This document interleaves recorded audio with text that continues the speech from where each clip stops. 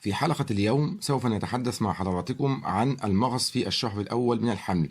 سوف نوضح الأسباب والعلاج، وسوف نقول لحضراتكم هل هذا الألم طبيعي أم غير طبيعي.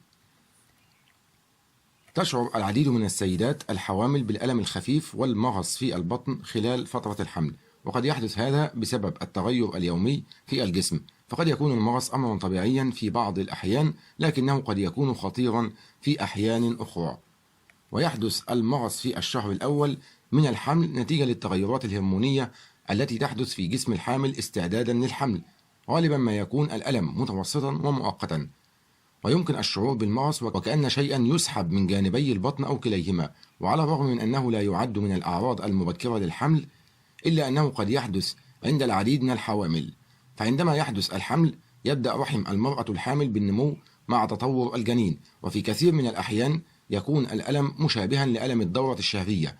وفي معظم الحالات يعد المغص في الشهر الأول حالة طبيعية لا تستدعي القلق، إلا أنه في بعض الحالات قد يكون نتيجة لبعض الأسباب التي تستدعي مراجعة الطبيب على الفور. وفي بعض الحالات من الممكن أن ينتج المغص عن بعض الأسباب الخطيرة التي تستدعي تدخلا طبيا فوريا، ومن هذه الحالات ما يلي: أولا، الحمل خارج الرحم، ويحدث هذا الحمل عندما تزرع البويضة المخصبة في أماكن خارج الرحم، وعادة ما يحدث في قناة فالوب، ويحدث هذا في واحد فقط من كل 100 حالة حمل. هذا النوع من الحمل لا يمكن أن يستمر، ويجب التخلص منه، إذ يمكن أن يضع حياة الأم في خطر. فعلى سبيل المثال، إذا زرعت البويضة المخصبة في قناة فالوب، فمن الممكن أن يؤدي هذا إلى تمزقها وإحداث نزيف حاد يحتاج هنا إلى جراحة فورية. ثانيا، الإجهاض. في بعض الأحيان يمكن أن يكون المغص علامة على الإجهاض، عندما يكون هذا المغص مصحوبا بإفرازات دموية أو نزيف مهبلي، إذ يمكن أن يحدث الإجهاض في الأسابيع 20 الأولى من الحمل، ولكن تكون احتمالية حدوثه أعلى في الثلث الأول من الحمل. ووفقا لمنظمة الحمل الأمريكية، إن من أعراض وعلامات الإجهاض التي ينبغي مراجعة الطبيب عند ملاحظتها ما يلي: أولا، نزيف أحمر أو بني فاتح مترافق مع انقباضات أو بدون هذه الانقباضات. ثانيا، ألم خفيف إلى حاد في الظهر، ويكون عادة أسوأ من ألم الدورة الشهرية العادية. ثالثا، فقدان الوزن. رابعا، تقلصات مؤلمة جدا تحدث كل 5 إلى 20 دقيقة. خامسا، تراجع مفاجئ في علامات وأعراض الحمل مثل ألم الثدي أو غثيان الصباح. أخيرا، الإفرازات المخاطية بيضاء إلى وردية. ثالثا، تسمم الحمل، وهي حالة يرتفع فيها ضغط الدم عند الحامل مع تواجد البروتين في البول، ويظهر كرغوة في البول، ويحدث المغص في هذه الحالة في الجهة العلوية من الجانب الأيمن. ومن الممكن أن تحدث هذه الحالة بعد الأسبوع 20 من الحمل. فتسمم الحمل هي حالة خطيرة تستدعي مراجعة الطبيب على الفور. ومن الأعراض الأخرى التي تظهر في حالة تسمم الحمل الصداع الشديد مع مشاكل في الرؤية مع تورم القدمين واليدين والوجه.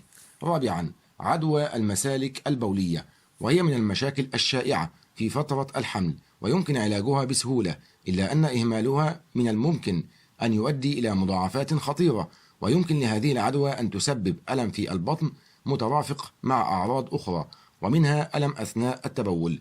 خامسا، انفصال المشيمة، وهي حالة تنفصل فيها المشيمة عن جدار الرحم قبل ولادة الجنين، عادة ما تسبب ألم مستمر لا يزول ونزيف حاد، وتعد حالة طارئة.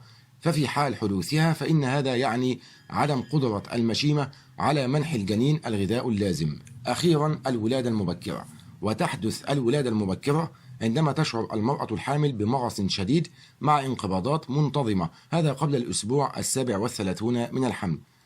وفي هذه الحالة يجب مراجعة الطبيب بأسرع وقت ممكن للحفاظ على سلامة الأم والجنين.